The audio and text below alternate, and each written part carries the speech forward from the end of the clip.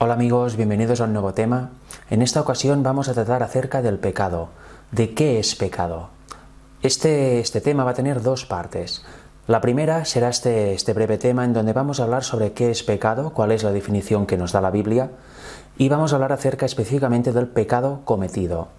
Luego, en la segunda parte vamos a entrar directamente en materia y vamos a tratar todo el tema de la ley de la herencia, si heredamos pecado, si nacemos culpables, si nacemos inocentes.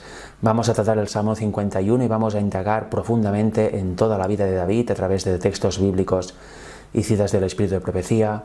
Vamos a analizar Juan 9 y otros textos y citas que nos van a dar vislumbre en profundidad acerca de qué heredamos, de cómo nacemos y cómo somos los humanos. También vamos a ver si tener tendencia al mal es pecado o no lo es, etc.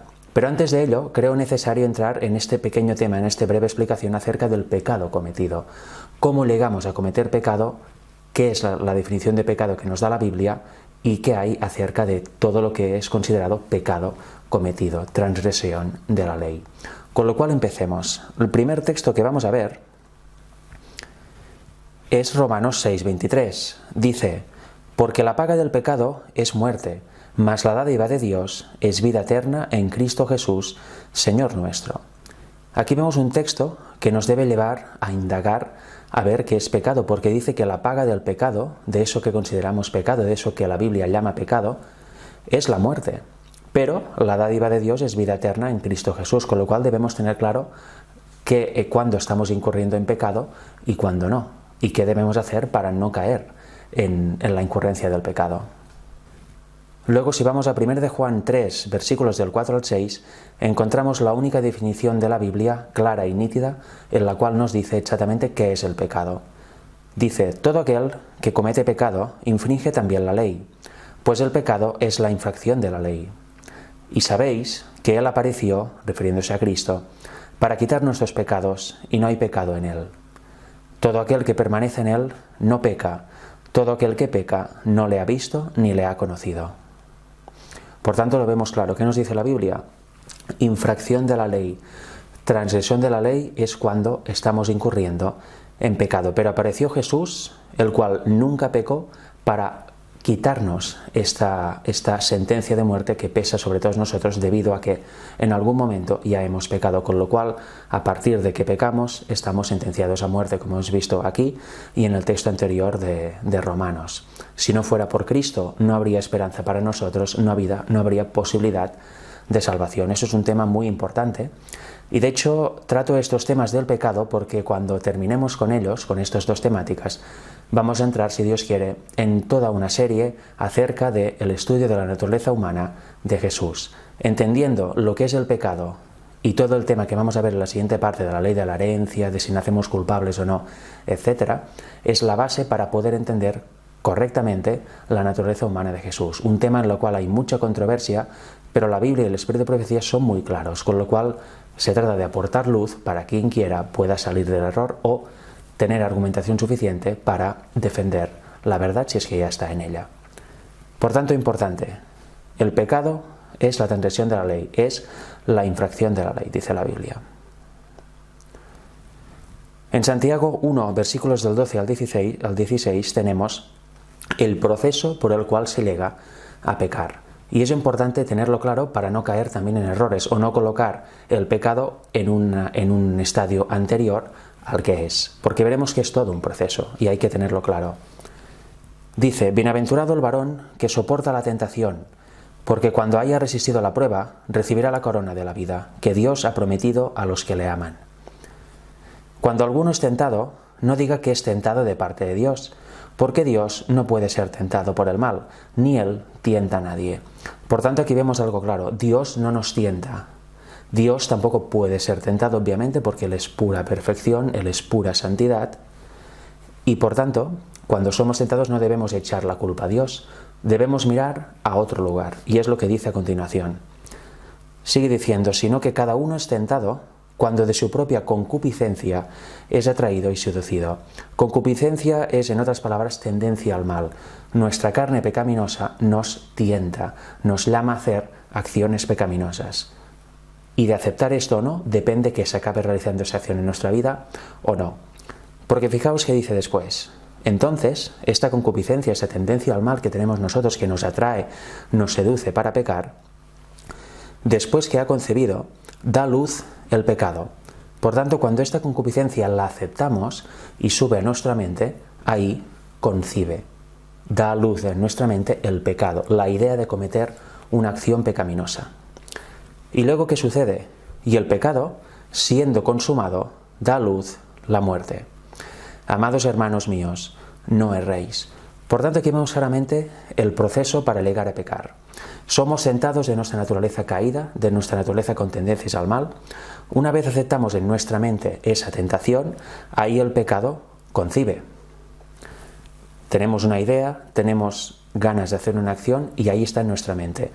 Una vez ha concebido, si seguimos adelante con el proceso, es consumado. Realizamos la acción o lo que sea, decimos las palabras, hacemos cualquiera que sea la acción pecaminosa. Y cuando eso sucede, da luz a la muerte. Somos condenados a muerte. Por tanto, es importante tener claro esto. Primero, somos tentados por nuestra propia naturaleza. Cuando la aceptamos, concibe en nuestra mente, y este pecado que ya está en nuestra mente, esa idea, da luz a muerte cuando es consumada, cuando es llevada a la acción. Dios no tienta a nadie y no somos inocentes en el tema de pecar. Vemos que es un proceso de elección, no es un proceso contra el cual no podemos hacer nada y estamos pecando y pecando sin que haya remedio alguno. Aquí empezamos a ver que se trata de una aceptación de esta tentación que nos da nuestra propia carne para hacer una acción pecaminosa. Y luego vamos a Santiago 4, versículos 15 y 17. Nos dice: en lugar de lo cual deberíais decir, si el Señor quiere, viviremos y haremos esto o aquello. Pero ahora os jactáis en vuestras soberbias. Toda jactancia semejante es mala, y al que sabe hacer lo bueno y no lo hace, le es pecado. Con lo cual aquí vemos otro punto importante, que va en relación con el anterior, lo dice el mismo Santiago 3 capítulos más adelante de lo que hemos leído antes.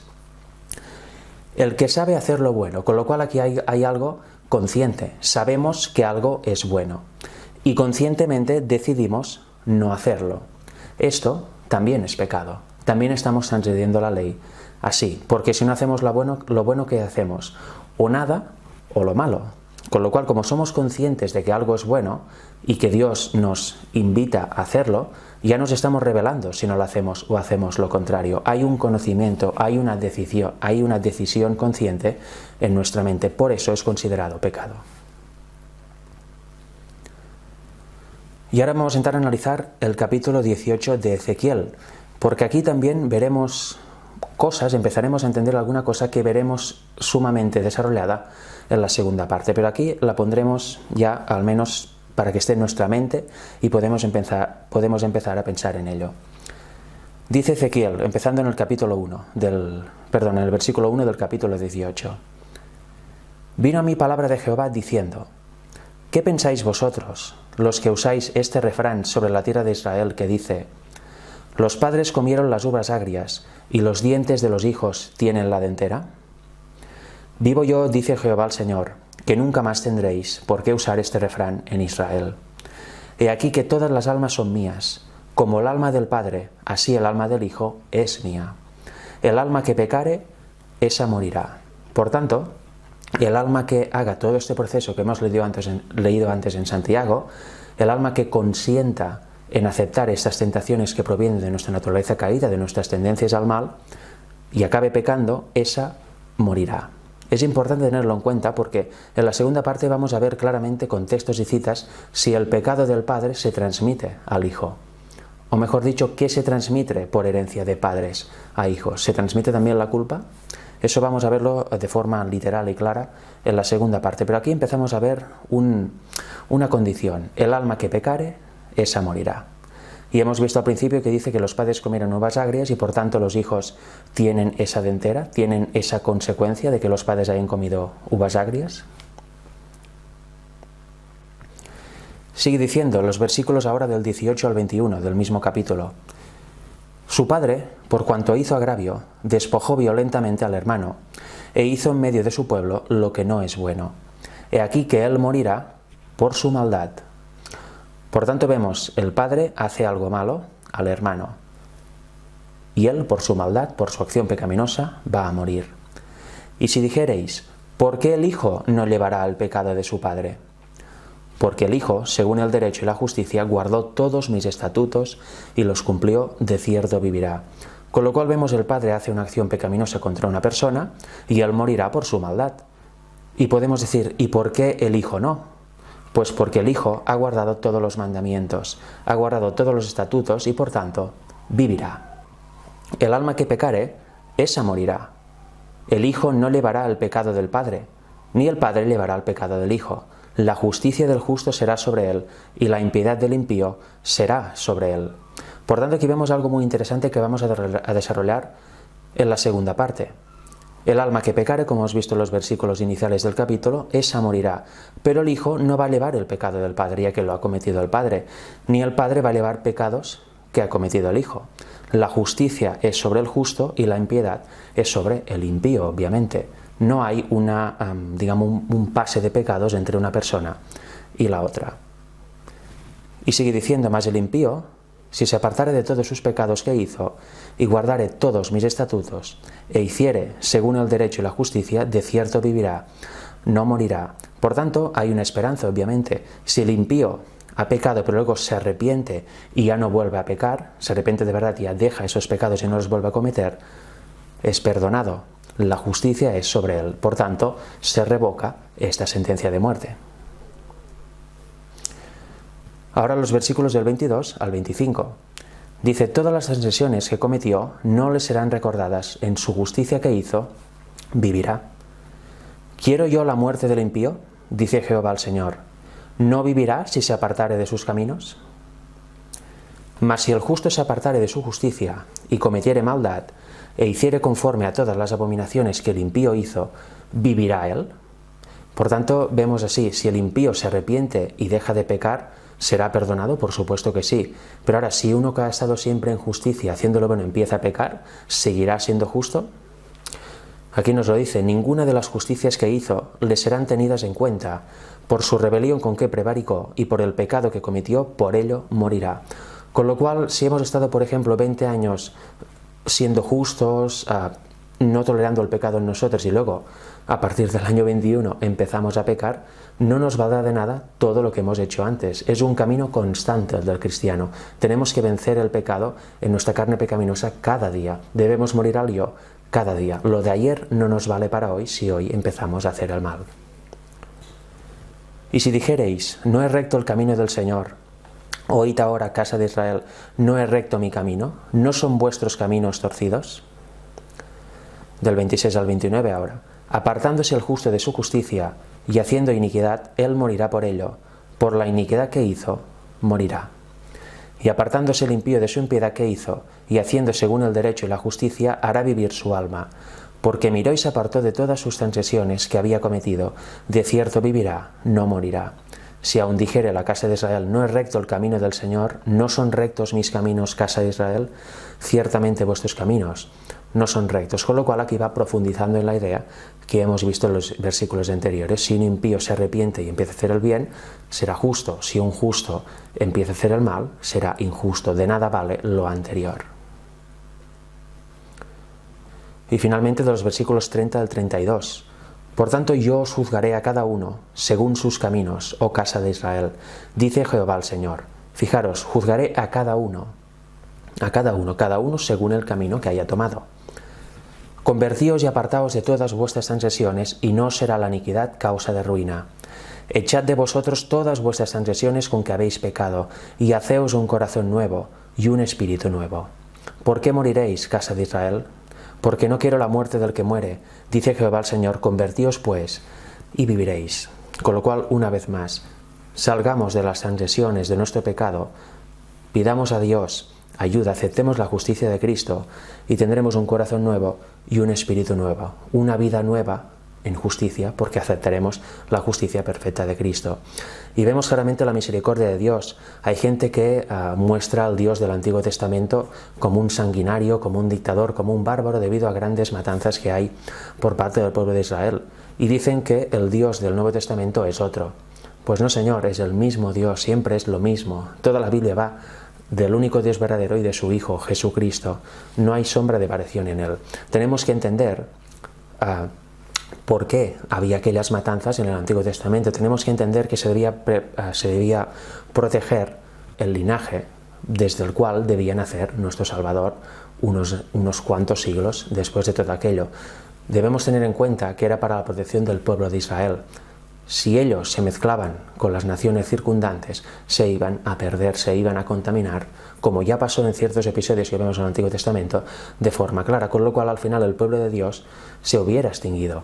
Y no era matar por matar, siempre las naciones paganas de alrededor que quedaban destruidas llegaron a un punto de maldad imposible de revocar y por eso tenían su sentencia, la sentencia de muerte. Pero si nos fijamos, en muchas ocasiones gente de aquellas naciones se convertían, aceptaban a Dios y ellos eran salvados, como por ejemplo a Rahab, la ramera, entre otros ejemplos.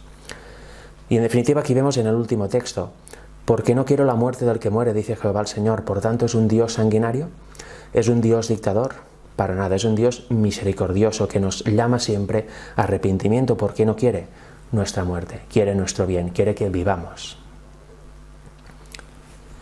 El Levítico 4, versículos 13 y 14 dice: si toda la congregación de Israel hubiera errado y el hierro estuviera oculto a los ojos del pueblo, y hubieran hecho algo contra alguno de los mandamientos de Jehová en cosas que no se han de hacer y fueren culpables, luego que llegue a ser conocido el pecado que cometieren, la congregación ofrecerá un becerro por expiación y lo traerán delante del tabernáculo de reunión. Aquí vemos algo interesante. Cuando el pueblo y las personas llegan a ser conscientes del pecado que han cometido, luego viene el arrepentimiento y viene la expiación de este. No puedes arrepentirte de un pecado que no sabes que es pecado o que no sabes que has cometido, con lo cual ha de haber primero la conciencia de que estamos cometiendo pecado y luego conocer de por qué eso es pecado y por qué eso no lo es, porque no podemos arrepentirnos en general o no podemos arrepentirnos de algo que quizá hemos hecho, no. Debemos ser conscientes de ello y luego podremos arrepentirnos de corazón y no volverlo a repetir. Juan 5, versículos 24 y 25 dice: de cierto os digo, el que oye mi palabra y cree al que me envió, tiene vida eterna y no vendrá a condenación, mas ha pasado de muerte a vida. Fijémonos aquí, dice el que oye mi palabra y cree. Hay dos pasos que tenemos que hacer. No somos robots, no somos inconscientes. Debemos oír la palabra, entenderla y luego creerla, porque es palabra de Dios. Y cuando hacemos esto no viene condenación porque obedeceremos la palabra de forma inteligente. Sabremos lo que es bueno y lo que es malo y habremos pasado de muerte a vida, porque si no sabemos lo que es bueno o lo que es malo, estaremos sujetos irremediablemente a nuestras tendencias al mal y siempre las aceptaremos. Nunca diremos no, cuidado, eso no es bueno, voy a rechazarlo con la ayuda de Dios. No, siempre daremos cabida a esas tentaciones y iremos pecando y pecando por elección. Pero de lo que se trata es de ver qué es pecado y qué no es pecado, oír la palabra, creer sobre todo lo que dice Dios, creer como niños lo que dice Dios y de esta forma dejar de pecar y pasar de muerte a vida. De cierto os digo, viene la hora, y ahora es, cuando los muertos oirán la voz del Hijo de Dios y los que la oyeren vivirán. ¿Por qué? Pues porque en su segunda venida, la segunda venida de Jesús, resucitan los santos, los que han vencido el pecado en carne pecaminosa y los santos de todas las épocas que han realmente creído las palabras de Dios. Por eso ellos oirán su voz y vivirán y subirán al cielo durante 1000 años para luego regresar, y en la segunda resurrección es cuando todos los impíos, los que han rechazado a Dios, van a morir eternamente por desgracia. Con lo cual debemos oír la palabra y creerla porque es palabra de Dios. Y sólo así podremos entenderla y realmente hacerla parte de nuestra vida. Juan 15, versículos del 21 al 24. Dice: mas todo esto os harán por causa de mi nombre, porque no conocen al que me ha enviado. Si yo no hubiera venido, ni les hubiera hablado, no tendrían pecado, pero ahora no tienen excusa por su pecado. Aquí vemos, Jesús vino, habló, y por tanto la gente que lo oyó conoce. En concreto los fariseos también, que eran los que siempre iban en su contra, buscándole los tres pies al gato, intentando condenarle, oyeron las palabras, por tanto ya no tienen excusa para seguir pecando, para seguir defendiendo unas ideas erróneas. Como ya tienen conocimiento de la verdad, ya no tienen excusa por su pecado. Por tanto aquí viene una culpabilidad también. El que me aborrece a mí, también a mi Padre aborrece. Si yo no hubiese hecho entre ellos obras que ningún otro ha hecho, no tendrían pecado, pero ahora han visto y han aborrecido a mí y a mi Padre. Otra vez tenemos una decisión inteligente, una elección. Ellos vieron unas obras que nadie más había hecho. Jesús mostró perfectamente que era el Hijo de Dios y su divinidad, pero ellos, mucha gente lo rechazó. Con lo cual, si no hubiese venido y no hubiese hecho nada, no habría pecado, porque no habría nada que rechazar. Pero como vino, hizo, dijo, y la gente vio y decidió rechazar aquello, darle una autoría a Lucifer de lo que hacía Jesús, pues entonces ahora sí que hay pecado y realmente aborrecen conscientemente, de forma inteligente, en forma de decisión consciente, al Padre y al Hijo. Marcos 7, versículos del 18 al 23. Él les dijo, también palabras de Jesús: ¿también vosotros estáis así sin entendimiento? ¿No entendéis que todo lo de fuera que entra en el hombre no le puede contaminar, porque no entra en su corazón, sino en el vientre, y sale a la letrina? Eso decía haciendo limpios todos los alimentos. Eso es otro texto muy mal interpretado acerca de la alimentación. Os remito al primer vídeo que hice y que subí a mi canal hace ya unos 5 años, en donde trato todo esto. Concretamente es un vídeo, es una serie de 3 partes acerca de las dietas en la Biblia y de textos mal interpretados acerca de eso. En la segunda parte sale ese texto de Marcos y muestro a qué se refiere con esta frase haciendo limpios todos los alimentos. Por tanto, si queréis información sobre eso, os remito a ir a mi canal y ver este vídeo que se titula Comida, textos controversiales, primera parte de la Biblia. Pero aquí centrémonos. Lo que no entra en el corazón no contamina.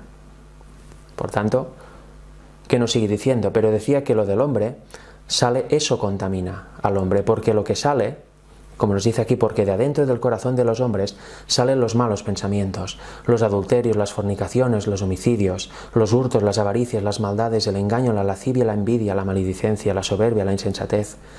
Todas estas maldades de dentro salen y contaminan al hombre. ¿Por qué? Pues porque volvemos ahora a Santiago.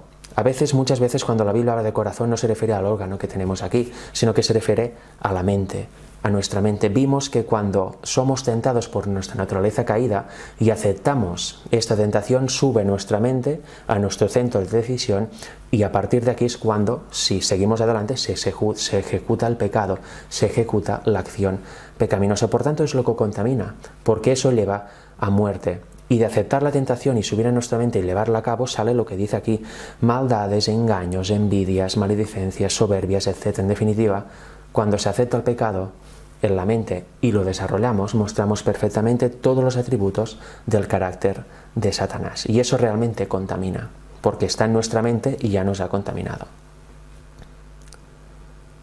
Por cierto, eso es muy importante, porque cuando tratemos la naturaleza humana de Jesús, vamos a ver el por qué Él no pecó. Y tiene que ver precisamente con ese punto de ser tentado a subir a nuestra mente. Él nunca dejó que la tentación subiera a su mente y por tanto nunca se contaminó. Eso lo vamos a ver también en detalle en los temas que próximamente, si Dios quiere, voy a realizar y voy a subir al canal. Ahora leemos Romanos 2, versículos del 11 al 13. Dice: porque no hay excepción de personas para con Dios, porque todos los que sin ley han pecado, sin ley también perecerán, y todos los que bajo la ley han pecado, por la ley serán juzgados, porque no son los oidores de la ley los justos ante Dios, sino los hacedores de la ley serán justificados. Los que conocen la ley de Dios y realmente la llevan a cabo, no pecando sino guardándola, estos son los que serán justificados, obviamente. Y sigue diciendo del 14 al 16, porque cuando los gentiles que no tienen ley hacen por naturaleza lo que es de la ley, estos, aunque no tengan ley, son ley para sí mismos, mostrando la obra de la ley escrita en sus corazones, dando testimonio su conciencia y acusándoles o defendiéndoles sus razonamientos. En el día en que Dios juzgará por Jesucristo los secretos de los hombres conforme a mi evangelio. Por tanto, aquí vemos otra clase de personas, gente que de otras épocas que por alguna razón han muerto sin ley, no han tenido conciencia de ello, pero como la ley está escrita en nuestros corazones por el nuevo pacto, ellos hacían obras conforme a la ley, sin saberlo, pues eso les va a justificar, y si hacían obras en contra de la ley, eso les va a condenar. Y por eso, conforme dice aquí al Evangelio, en el día que Dios juzgue por Jesucristo a los secretos de los hombres, van a ser o condenados o bien salvados. Y ahora vamos a entrar en una serie de citas del Espíritu de Profecía muy interesantes acerca de eso. La primera está en el Deseado de todas las gentes, página 712, párrafo 4. La paginación puede variar, depende de la versión que uséis, pero bueno, si aprendéis más o menos lo que dice la cita, lo podéis buscar y encontraréis la página exacta en la versión que uséis vosotros. Dice: Dios es la fuente de la vida, y cuando uno elige el servicio del pecado, se separa de Dios, y se separa así de la vida. Aquí vemos elección. Queda privado de la vida de Dios. Cristo dice: todos los que me aborrecen aman la muerte. Dios les da existencia por un tiempo para que desarrollen su carácter y revelen sus principios. Logrado esto, reciben los resultados de su propia elección, con lo cual en nuestra vida tenemos consecuencias a causa de nuestras acciones y cada uno recibe pues según su elección. Si elige algo malo, obviamente si siembra algo malo va a recoger frutos malos, si siembra algo bueno va a recoger frutos buenos. Y la vida, en definitiva, se trata de desarrollar un carácter a semejanza del de Cristo para determinar si somos aptos para el cielo o no. Por una vida de rebelión, Satanás y todos los que se unen con él se colocan de tal manera en desarmonía con Dios que la misma presencia de él es para ellos un fuego consumidor. La gloria de aquel que es amor los destruye. Testimonios para la Iglesia, tomo 1, página 112, párrafo 1. Vi que todavía sigue siendo así. De tarde en tarde guardaréis vuestro reposo, dice Levítico 23:32, haciendo referencia al sábado, al día de descanso semanal. El ángel dijo: tomad la palabra de Dios, leedla, comprendedla, y así no podréis errar. Leed cuidadosamente, y en él encontraréis qué significa tarde y cuándo es. Y la verdad es que es muy fácil de encontrar esto. Si hay alguien que aún no entiende de qué punto a qué punto son los días bíblicos, cuál es el día de reposo, que busque en el Antiguo Testamento, que busque en Génesis 1 y 2, que busque en Levítico 23 en este caso, y encontraréis claramente expresado de dónde empieza el día, cuándo termina y cuándo es también, obviamente, el día de reposo, si es el sábado o es otro. Le pregunté al ángel que si Dios sentía desagrado por su pueblo por comenzar el sábado de la forma como lo habían hecho. Fui llevado hacia atrás al primer sábado, observado y seguí al pueblo de Dios hasta que este tiempo. Pero no vi que Dios estuviera disgustado con ellos. Pregunté cómo era que a estas alturas tuviéramos que cambiar la hora de comenzar el sábado. El ángel dijo: vosotros comprenderéis, pero no todavía, no todavía. El ángel dijo: si se recibe luz y esa luz se pone de lado o se rechaza, entonces viene la condenación y el desagrado de Dios. Pero antes que se reciba la luz no hay pecado, porque no hay luz que ellos puedan rechazar. Aquí vemos que había una problemática en cuánto empieza el sábado y cuándo termina, ¿no? Pues bueno, está claramente revelado. Siempre hay gente que sale para buscar los tres pies al gato y decir: no, es que esto está mal, es que esto tal, por cual, y en definitiva distorsiona la clara y simple palabra de Dios en este tema. Y vemos algo interesante que es lo que nos afecta para esta temática en particular de qué es pecado, el pecado cometido. Aquí se recibe una luz, y esa luz que tú ya recibes, por tanto ya la tienes, eres consciente de que hay esta luz, de este mensaje, lo pones a un lado y lo rechazas. Por tanto, aquí viene la condenación porque conscientemente has rechazado una luz que Dios te ha enviado. Pero si no recibes esta luz, obviamente no la puedes rechazar, por tanto no has pecado en este punto concreto.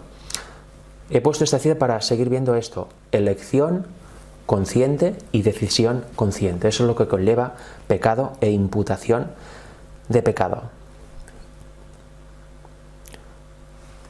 Eventos de los últimos días, página 185, párrafo 4 y párrafo 5. Dice: los que tienen una oportunidad de oír la verdad y sin embargo no se esfuerzan por oírla ni comprenderla, pensando que si no oyen no serán responsables, serán considerados culpables ante Dios, lo mismo como si lo hubieran oído y rechazados. Aquí hay otro punto importante. Alguien tiene la oportunidad de oír la verdad, dicen: ve ahí que van a predicar un tema realmente verdadero y necesario para este tiempo. Mírate este vídeo porque hay una información muy importante. Si la persona decide no oírlo, digo: no, yo me quedo con lo mío, rechazo esto, no quiero ver este vídeo, no quiero ir ahí, no quiero oír nada porque yo estoy contento con mi luz, eso también es un rechazo y se es considerado culpable, porque Dios está dando la oportunidad de oír, de comprender y de salir de un error o de amplificar algo que crees. Si lo rechazas, te pones en el terreno de Satanás y por tanto eres considerado culpable de rechazar esta luz. Y no hace falta, ya veis, que se mire un vídeo o que se vaya a oír. Si ya se sabe que ahí se va a decir una verdad y que en esta vida hay una verdad que te va a funcionar, pero conscientemente lo rechazas, ahí también eres culpable, de la misma forma que si lo ves y lo rechazas o lo pones a un lado. No habrá excusa para los que elijan caminar en el error cuando podrían haber entendido lo que es la verdad. Jesús, en sus sufrimientos y muerte, ha hecho expiación para todos los pecados de ignorancia, pero no se ha preparado remedio para la ceguera voluntaria. Una vez más, si no sabemos algo, no lo podemos rechazar, pero una vez sabemos y no queremos verlo o directamente vemos y lo rechazamos, ahí ya no existe más historia, ahí no existe más excusa. Estamos rechazando y por tanto, para salir de ese estado tocará arrepentirnos de corazón. No seremos considerados como responsables por la luz que no ha llegado a nuestra percepción, sino por lo que hemos resistido y rechazado. Un hombre no puede posesionarse de la verdad que nunca se le ha presentado y por lo tanto no podrá ser condenado por la luz que nunca tuvo. Más claro imposible, ¿verdad? Testimonios para la Iglesia, tomo 5, página 96, párrafos 2 y 3. Las instrucciones que dio el Salvador a sus discípulos estaban destinadas a beneficiar a sus seguidores de toda época. Cuando dijo mirad por vosotros, según dice Lucas 21:34, tenía en vista a los que vivirían cerca del fin del tiempo, o sea, nosotros. A cada uno le toca apreciar por su cuenta en su corazón las gracias preciosas del Espíritu Santo. Satanás está obrando con incansable perseverancia e intensa energía para arrastrar a sus filas a los que profesan seguir a Cristo. Está obrando con todo engaño de iniquidad en los que perecen, como dice 2 Tesalonicenses 2:10. Pero Satanás no es el único que trabaja para sostener el reino de las tinieblas. Cualquiera que induce a otros a pecar es un tentador. Cualquiera que imite el gran engañador lo auxilia.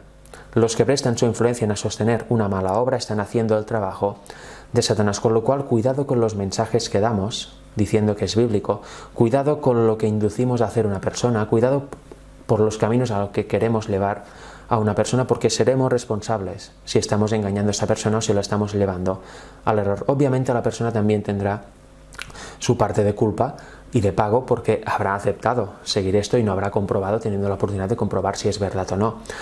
Pero cuidado porque cualquiera que se convierta en tentador será culpable.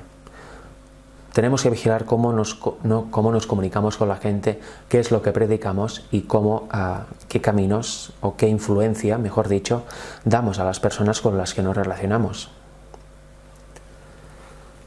En la página del mismo libro, Testimonios para la Iglesia, tomo 5, páginas 689, párrafo 4.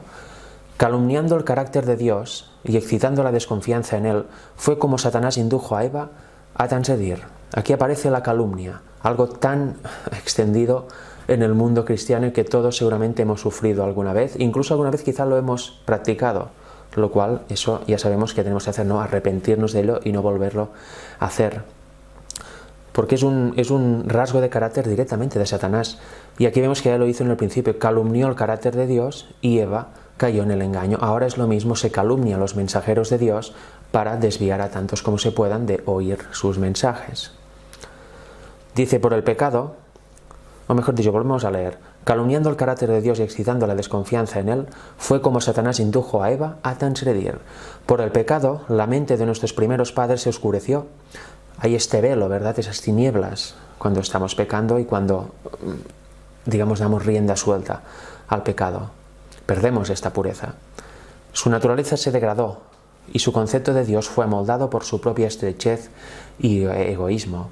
Y a medida que los hombres se hicieron más audaces en el pecado, el conocimiento y el amor de Dios se borraron de su mente y corazón. Porque habiendo conocido a Dios, no le glorificaron como a Dios, ni dieron gracias. Se desvanecieron en sus discursos y el necio corazón de ellos fue entenebrecido. Dice Romanos 1:21. Por tanto, cuanto más pecamos, cuanto más cabida damos al pecado en nuestra vida y cuanto más nos alejamos de Dios, peor vamos. Al final ya no ni siquiera tenemos interés en lo más mínimo de la Biblia o del conocimiento de Dios y Dios no puede actuar en nosotros, con lo cual nuestro fin ¿cuál es? Mostrar perfectamente el carácter de Satanás en nuestras vidas y acabar perdiéndonos, con lo cual mucho cuidado con la transgresión en el pecado, con permitir que pequemos continuamente con esas elecciones que tenemos cada día pecaminosas, porque eso nos va perjudicando, eso nos va oscureciendo nuestra mente y al final quizá un día no tendremos interés por nada de la fe ni por nada referente a la Biblia. Mismo libro, Testimonios para la Iglesia, tomo 5, página 165.3. El pecado de la calumnia comienza cuando se acarician malos pensamientos. El engaño incluye la impureza en todas sus formas. Al tolerarse un pensamiento impuro y acariciarse un deseo no santificado, el alma se contamina y se compromete su integridad. Cuando pensamos mal de una persona, cuando empezamos a suponer satánicamente de una persona, ¿qué empieza? Empezamos a elucubrar, las tinieblas van posesionándose de nuestra mente y al final, ¿qué acabamos haciendo? Calumniando a la persona. Entonces, como dice Santiago 1.15, que es lo que hemos leído antes, vemos, se tolera el pensamiento impuro y cuando se acaricia, luego se compromete la integridad y se hace la acción pecaminosa. Y ella lo vincula muy bien con Santiago 1.15. Entonces la concupiscencia, después que ha concebido, da luz al pecado, y cuando el pecado es consumado, produce la muerte. Para no cometer pecado, tenemos que resistir sus mismos comienzos. Todo afecto y pasión han de sujetarse a la razón y a la conciencia. Todo pensamiento no santificado debe ser repelido inmediatamente, exactamente lo que hizo Jesús. Todo pensamiento que quería subir a su mente era repelido al instante, por tanto nunca llevaba a contaminarse su mente, su centro de comando del cuerpo.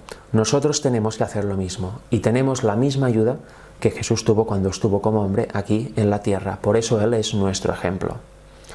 Encerraos en vuestros cuartos, seguidores de Cristo, orad con fe y de todo corazón. Satanás procura haceros caer en su trampa. Para escaparos de sus tretas es preciso que recibáis ayuda de lo alto. Fe y Obras, página 49, párrafo 1. Si hemos de dar perdón por nuestros pecados, primero debemos tener conciencia de lo que es pecado, para que podamos arrepentirnos y producir frutos dignos de arrepentimiento. Debemos tener un fundamento sólido para nuestra fe. Debe fundarse en la palabra de Dios y sus resultados se manifestarán en obediencia a la voluntad revelada de Dios. Dice el apóstol, sin santidad nadie verá al Señor. Hebreos 12:14. Por tanto, para poder arrepentirnos de nuestros pecados y tener el perdón, ¿qué debemos ser conscientes primero? De lo que es pecado, y de aquí este pequeño tema acerca del pecado cometido y más profundamente en la segunda parte. Debemos ser conscientes de qué implica el pecado, qué es pecado, qué nos dice la Biblia de ello y qué es lo que heredamos en realidad cuando nacemos de nuestros padres.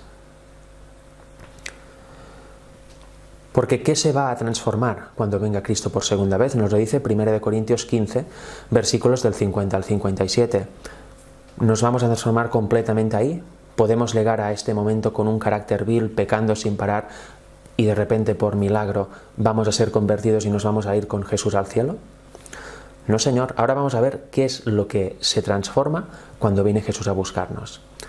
Dice, por esto digo, hermanos, que la carne y la sangre no pueden heredar el reino de Dios, ni la corrupción hereda la incorrupción. Carne y sangre, por tanto que nuestro cuerpo físico y toda nuestro genoma y nuestras tendencias al mal que están en la sangre, eso no puede heredar el reino de Dios. Y aquí os digo un misterio, sigue diciendo el apóstol, no todos dormiremos, pero todos seremos transformados. En otras palabras, no todos moriremos, pero todos seremos transformados. En un momento, en un abrir y cerrar de ojos, a la final trompeta, porque se tocará la trompeta y los muertos serán resucitados, incorruptibles, y nosotros seremos transformados. Porque es necesario que esto corruptible se vista de incorrupción y esto mortal se vista de inmortalidad. Y cuando esto corruptible se haya vestido de incorrupción y esto mortal se haya vestido de inmortalidad, entonces se cumplirá la palabra que está escrita. Sórbida es la muerte en victoria. ¿Dónde está, oh muerte, tu aguijón? ¿Dónde, oh sepulcro, tu victoria? Y a que el aguijón de la muerte es el pecado y el poder del pecado, la ley, más gracias sean dadas a Dios, que nos da la victoria por medio de nuestro Señor Jesucristo. Por tanto, ¿qué es lo que se transforma aquí cuando viene Jesús a buscarnos por segunda vez, ya sea que estemos vivos o muertos y resucitemos? Se transforma nuestra carne y nuestra sangre. Vamos a tener toda nuestra vida esta carne pecaminosa y estas tendencias que nos van a tentar cada día, a cada segundo, para que pecamos. Pero el carácter debemos transformarlo aquí. Todo aquello será transformado cuando venga Jesús por segunda vez a buscarnos. Pero nuestra misión aquí, como hemos visto antes y seguiremos viendo un poquito más ahora, es la transformación de nuestro carácter. El no permitir que esas tendencias y esas tentaciones suben a nuestra mente y nos contaminen. Eso es un trabajo que debemos hacer ahora. El pueblo de Dios en el tiempo del fin ha de ser un pueblo santo, un pueblo que venza al pecado en esta carne pecaminosa que tenemos, un pueblo que deje de pecar. Cuando esté en esta condición estará preparado para dar el fuerte pregón y Cristo vendrá a buscar a su pueblo, un pueblo que refleje perfectamente su carácter, como he mostrado en otros temas que están en mi canal. Por tanto, esa idea de que seguiremos pecando hasta que Cristo vuelva es una idea completamente satánica que está llevando a muchos y llevará a muchos más a la perdición, y es una idea que desgraciadamente se ha introducido en algunos sectores del adventismo. Eso es una mentira. Como hemos visto, cuando viene Jesús lo que se transforma es nuestro cuerpo y nuestras tendencias, que eso lo vamos a restar toda la vida, pero nuestro carácter y el pecado debe ser vencido mientras estamos vivos. Si morimos en pecado y sin haber hecho una transformación, vamos a resucitar en la segunda resurrección. Eso es muy importante tenerlo claro, porque si no, vamos a tener unas vidas completamente desgraciadas en este mundo, pensando que por milagro vamos a ser transformados y llevados al cielo aún y ser viles pecadores. Esta cita que vamos a leer ahora, que está en Manuscript Releases, volumen 13, página 82, y también en Eventos de los Últimos Días, página 299, párrafo 1, dice: si queréis ser santos en el cielo, primero debéis serlo en la tierra. Los rasgos de carácter que acariciáis en esta vida no cambiarán en virtud de la muerte o de la resurrección, es lo que estaba contando ahora. El carácter no cambia. Si morimos con un carácter vil, vamos a resucitar con un carácter vil, con lo cual no nos vamos a ir al cielo.